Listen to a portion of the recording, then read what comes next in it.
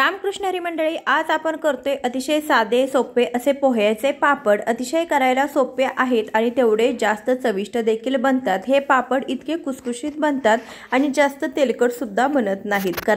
एक वाटी पोह्यापासून 25 ते 30 पापड बनतात। अतिशय सोपी अशी रेसिपी। चला तर लगेच सुरुवात करूया।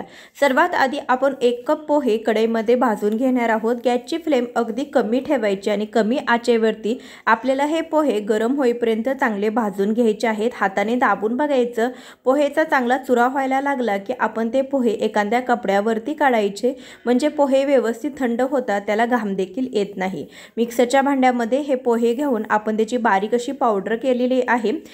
ही पावडर तुम्ही चाळून देखील घेऊ शकता। कढईमध्ये आपण जेवढी आपली पावडर बनलेली आहे त्याच्या डबल पाणी घालायचं आहे आणि त्यामध्ये पाव चमचा इतकं आपल्याला जिरे पूड, त्यानंतर अर्धा चमचा लाल तिखट, थोडासा हिंग आणि अर्धा चमचा पापड खार, चवीनुसार मीठ घालायचं आहे।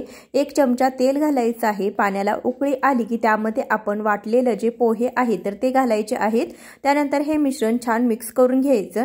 गॅसची फ्लेम कमी ठेवायची आणि कमी आचेवरती आपल्याला हे जे मिश्रण आहे तर ते घट्ट होईपर्यंत व्यवस्थित मिक्स करून घ्यायचं आहे। बघा, जसं जसं मिश्रण घट्ट होईल तसं तसं ते घट्ट येत जातं। थोड्या वेळानंतर आपण ते झाकून 1-2 मिनिट आपण हे वाफवून घ्यायचं आहे। गॅस बंद करायचा आहे, फक्त आपण झाकून ठेवायचं।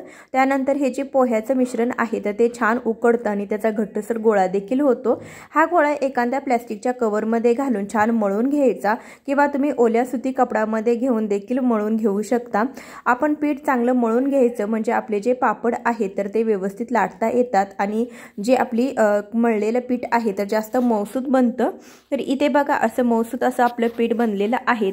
इथे आपण त्याचे छोटे छोटे गोळे करून घेऊया। उरलेले जे पीठ आहे तर ते प्लास्टिकच्या कव्हरमध्ये ठेवायचं, म्हणजे ते वाळलं जात नाही आणि सगळे जे पापड आहेत होईपर्यंत आपलं पीठ आहे तर ते व्यवस्थित राहील। तर सर्वात आधी आपण एक गोळा पिठामध्ये थोडासा बुडवून, तुम्ही तांदळाचं पीठ घेऊ शकता किंवा तेच पोह्याचं पीठ थोडंसं उरवून ठेवू शकता। तर ते आपण घेऊन व्यवस्थित त्या पिठावरती हा पापड लाटून घेऊया। पिठावरती देखील हा पापड लाटता येतो, फक्त थोडंसं चिटकत आहे, तर त्यासाठी जास्त पीठ लावून हे पापड जो आहे तर तो लाटून घ्यायचा। मी खूप पातळ असा लाटून घेतलेला आहे। बघा, हाताची बोटं दिसतायत, एवढा पातळ असा आपला जो पापड आहे तर तो लाटून घेतलेला आहे। दुसरी पद्धत म्हणजे प्लास्टिकचा कागद खाली आणि वर घालायचा, मध्ये आपण पिठाचा गोळा ठेवायचा आणि त्यावरती एखाद्या ताटाने किंवा छोट्याशा प्लेटने आपण तो गोळा दाबून घ्यायचा। अगदी सहज हा जो पापड आहे तर तो बनला जातो। ही पद्धत तुम्हाला नक्कीच आवडेल आणि करायला सोपी देखील आहे। आता हा जो पापड आहे तर तो अतिशय हलगत आपल्याला काढून घ्यायचा आहे आणि खूप पातळ, अगदी हाताची बोटे दिसतील असा हा पापड तयार झालेला आहे। यानंतरची पद्धत म्हणजे आपण प्लास्टिकच्या कव्हरमध्ये हा गोळा ठेवून आपण जसा पापड लाटतो त्या पद्धतीने लाटून घ्यायचा आणि जिथे आपल्याला जाड दिसते त्या हाताने तुम्ही ढकलून थोडंसं व्यवस्थित करू शकता। बघा, हा पापड निघायला देखील अतिशय सोपा आहे। अतिशय सोप्या पद्धतीने अशा प्रकारे लाटून देखील तुम्ही पापड करू शकता। शिवाय तुम्हाला जर पापड टाकता येत नसेल तर अशा पद्धतीने टाका, म्हणजे जो खालचा प्लास्टिकचा कव्हर आहे तो तसाच घेऊन जायचा आणि आपण जो पापड वाळत घालणार आहोत तर त्या शीटवर आपण अशाच पद्धतीने तो कागद आहे तो काढून घ्यायचा। हे पापड आपल्या घरामध्येच व्यवस्थित सुकतात। 1 दिवस घरामध्ये सुकत ठेवायचे, म्हणजे त्याच्या उरळ्या देखील होत नाहीत आणि दुसऱ्या दिवशी आपण हे जे पापड आहे तर ते उन्हामध्ये कडकडीत असे वाळवून घेणार आहोत। तर इथे आपले 1 कप पोह्यापासून आपले 15 ते 20 पापड तयार झालेले आहेत। इथे आपले पापड मी 2 दिवस उन्हामध्ये चांगले वाळवून घेतलेले आहेत। तर आता हे तळण्यासाठी तयार आहेत। बघा, किती छान असे पापड तयार झालेले आहेत आणि अतिशय सोप्या पद्धतीने हे पापड तयार होतात। आता आपण हे पापड तळून पाहूयात। पापड तळण्यासाठी जे तेल घेतलेलं आहे तर ते जास्त गरम करून घ्यायचं, म्हणजे पापड हा छान फुलला जातो।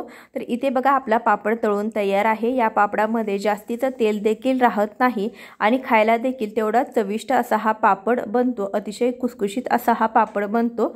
अतिशय साध्या सोप्या पद्धतीने तुम्ही अशा प्रकारे पोह्याचे पापड नक्कीच ट्राय करून पहा। तुम्ही अगदी 1 कप पोह्यापासून हे जे पापड आहे तर ते तयार करू शकता। तुम्हाला जर ट्राय करायचं असेल तर अशी वाटीभर पोहे तुम्ही घेऊन त्याचे हे पापड तयार करून पहा। तुम्हाला आवडले तर तुम्ही किलोच्या प्रमाणात देखील हे पापड जे आहेत तर ते करू शकता।